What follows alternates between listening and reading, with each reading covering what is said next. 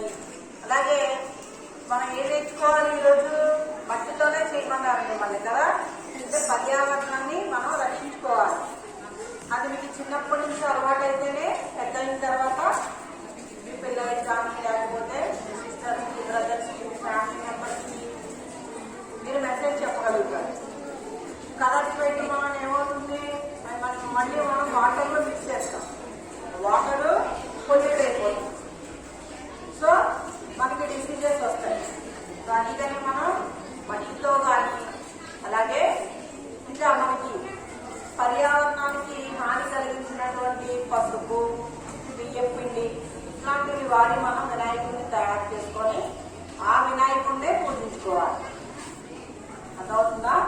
మనస్ఫూర్తిగా 2 చేతులు జోడించి మట్టితో మీరు ఎవరైతే చక్కగా చేశారో రేపొద్దుట దేవుడి దగ్గర మీ బొమ్మల్ని పెట్టి చక్కగా పూజ చేయండి. వినాయకుడికి పూజ చేస్తే మనకి అన్ని విఘ్నాలు తొలగిపోతాయి.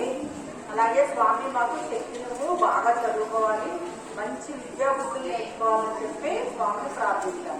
ఓకేనా?